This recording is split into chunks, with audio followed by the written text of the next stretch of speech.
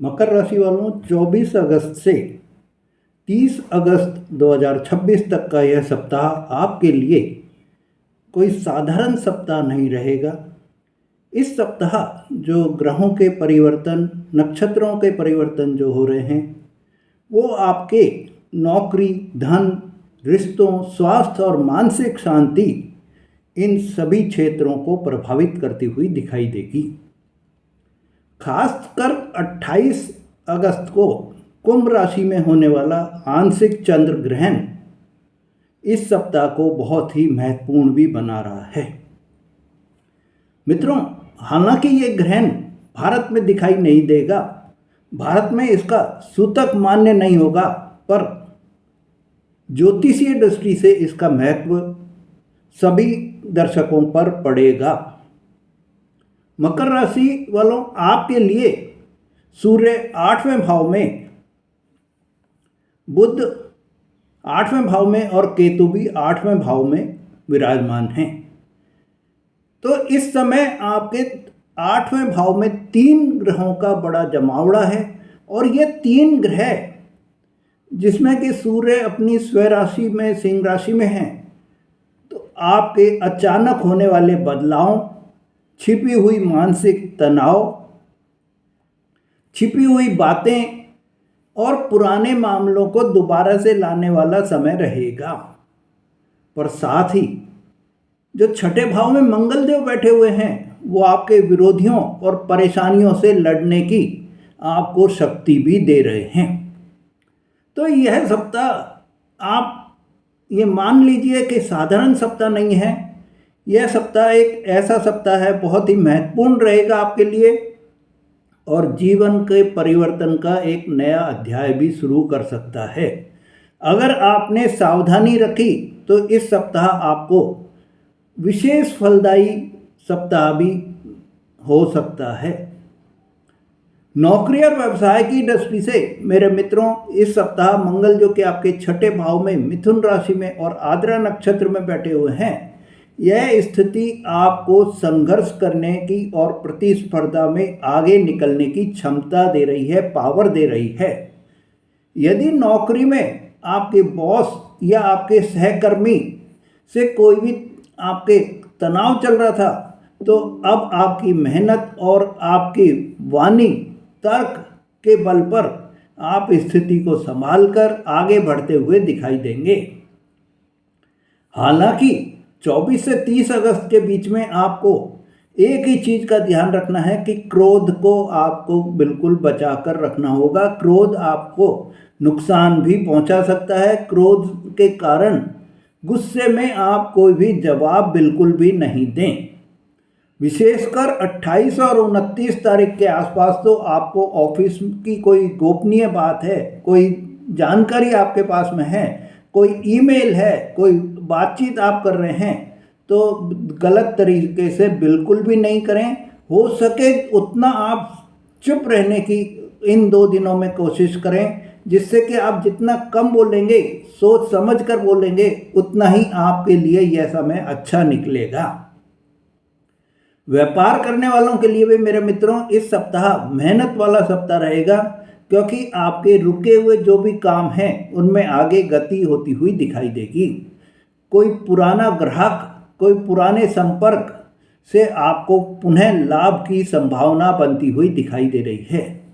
धन की स्थिति के हिसाब से आपके लिए यह सप्ताह दूसरे भाव में राहु होने के कारण इस समय धन को लेकर कभी आपके असमंजस जैसी स्थिति बनी रहेगी।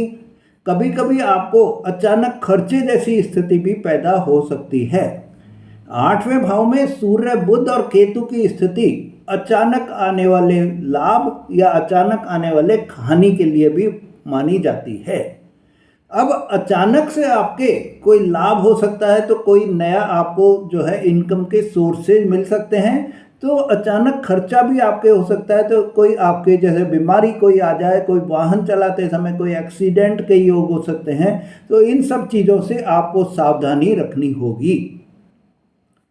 इस समय आप अत्यधिक जोखिम वाले कोई भी इन्वेस्टमेंट हैं उनको आप बिल्कुल भी नहीं करें। सट्टा, लॉटरी, जुआ, शेयर बाजार, इन सब से आप बच कर रहें तो आपके लिए बहुत ही सही रहेगा। परिवार में पैसों को लेकर कोई चर्चा हो तो आप जल्दबाजी में बिल्कुल भी एकदम प्रॉमिस बिल्कुल मत कर लीजिए कि हाँ मैं ये इतना पैसा मैं दे दूंगा, नहीं तो आपको नुकसान होगा।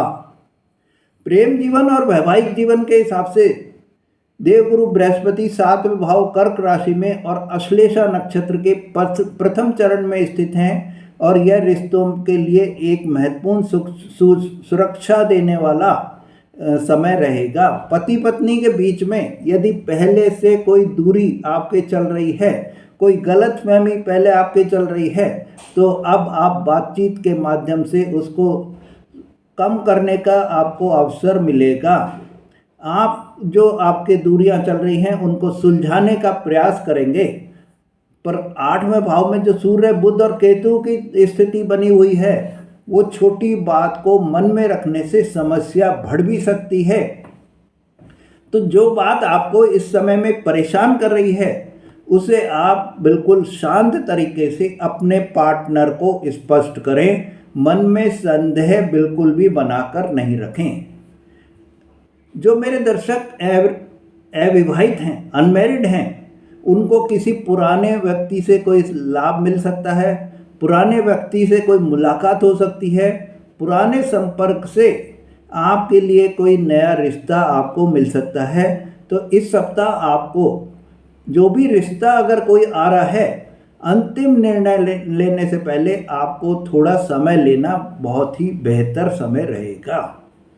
स्वास्थ्य की दृष्टि से मेरे मित्रों, मंगल 6ठे भाव में होने के कारण आपके रोगों से लड़ने की क्षमता आपको अच्छी तरह से रहेगी, पर आद्रा नक्षत्र में होने से मानसिक बेचैनी, अत्यधिक सोच की प्रवृत्ति आपके बढ़ी हुई रहेगी। नींद, तनाव और सिर दर्द जैसी समस्या आपको इस समय में परेशान कर सकती है। 28 अगस्त को चंद्र ग्रहण पड़ेगा। 28 अगस्त को श्रावण की पूर्णिमा होगी। कुंभ राशि में आंशिक चंद्र ग्रहण होगा और दृक पंचांग के अनुसार यह जो है भारत में दिखाई नहीं देगा, इसलिए भारत में सूतक काल तो लागू नहीं होगा और ग्रहण का अधिकतम चरण भारतीय समय अनुसार सुबह 9:43 होगा। पर मकर राशि से कुंभ जो कि आपका दूसरा भाव है, जहां ये ग्रहण पड़ेगा, तो इस कारण घर, परिवार और वाणी का विशेष आपके लिए महत्वपूर्ण समय रहेगा। इस समय ज्योतिषीय दृष्टि से इस दिन आपको वाणी और संयम दोनों ही बहुत ध्यान से रखना होगा। संयम बनाकर आपको जो है अपना समय निकालना होगा। अनावश्यक विवाद से भी आपको बचना होगा। इस सप्ताह चंद्रमा 24 अगस्त को धनु राशि में रहेंगे। 25, 26 और 27 अगस्त की दोपहर तक चंद्रमा मकर राशि आपकी स्वयं राशि में रहेंगे। 27 अगस्त दोपहर 1:35 से 29 अगस्त तक चंद्रमा कुंभ राशि में रहेंगे। वहीं 28 अगस्त को चंद्रमा का चंद्र ग्रहण भी पड़ेगा और 30 अगस्त को चंद्रमा मीन राशि में रहेंगे। इसलिए 25 से 27 अगस्त तक के लिए समय में आपको कोई भी व्यक्तिगत अगर कोई डिसीजन लेने हैं तो बहुत ही बेहतर डिसीजन रहेंगे। पर 27 और 29 अगस्त को आपको बहुत ही सावधानी रखनी होगी। कोई भी आप धन का और पारिवारिक आपके कोई भी जो मामले हैं, फैमिली जो आपके मैटर्स हैं, उनमें आपको बहुत ही सावधानी रखनी होगी। 25 और 29 अगस्त को जो बदलाव होने हैं नक्षत्रों के, तो 25 अगस्त को शुक्र हस्त नक्षत्र से चित्रा नक्षत्र में प्रवेश करेंगे। तो मकर राशि के लिए शुक्रदेव जो है योग कारक ग्रह होते हैं और नवम भाव में उनकी उपस्थिति भाग्य, यात्रा, मार्गदर्शन और शुभ अवसरों को बल देती हुई दिखाई देगी। चित्रा नक्षत्र में जब प्रवेश कर जाएंगे तो आपकी रचनात्मक कार्य, यात्रा और नए संपर्कों से आपको लाभ मिलता हुआ दिखाई देगा। 29 अगस्त को दोपहर 12:58 पर बुध देव भी मघा नक्षत्र से पूर्वा फाल्गुनी नक्षत्र में प्रवेश करेंगे। इससे आपके जो बात करने की जो शैली है, डिसीजन लेने की जो आपकी पावर है, उसमें बदलाव होता हुआ दिखाई देगा। पर आपको एक चीज़ का ध्यान भी रखना होगा कि अहंकार बिल्कुल नहीं करनी है और जल्दबाजी से बिल्कुल बचना होगा। मित्रों, अगर आपकी समस्याएं बराबर चल रही हैं, घर परिवार में कोई समस्या है, आपकी नौकरी में कोई समस्या है, कर्जा बढ़ रहा है, सेहत खराब हो रही है, तो आप अपनी कुंडली का विश्लेषण कराएं, जिससे कि आपको सही और सटीक मार्गदर्शन प्राप्त हो सके और वो उपाय करके आप जो है अपने जीवन में सफलता पा सकें। तो आप अगर कुंडली का विश्लेषण कराना चाहते हैं तो आप हमसे संपर्क कर सकते हैं। अब इस सप्ताह जो आपको उपाय करने हैं उसमें सोमवार को भगवान शिव को जल अर्पण करें और ओम नमः शिवाय मंत्र का आप जाप करें। शनिवार को शनि मंदिर में काले उड़द का आप दान करें। बुधवार को हरे मूंग का आप दान करें और गणेश जी की पूजा आराधना करें। 28 अगस्त को जब चंद्र ग्रहण होगा तो आप महामृत्युंजय मंत्र का आप जाप करें, जिससे कि आपके लिए यह समय बहुत ही अच्छा समय निकले। और पूरे सप्ताह का जो गूढ़ मंत्र रहेगा वो ये रहेगा कि आपको अपनी वाणी पर नियंत्रण रखना होगा। कुल मिलाकर हम ये कह सकते हैं कि 24 से 30 अगस्त का सप्ताह मकर राशि वालों के संघर्ष के बीच का रास्ता निकालने वाला सप्ताह रहेगा। नौकरी में आपको मेहनत का परिणाम मिलेगा, रिश्तों में सुधार के अवसर मिलेंगे और भाग्य का साथ भी मिलेगा।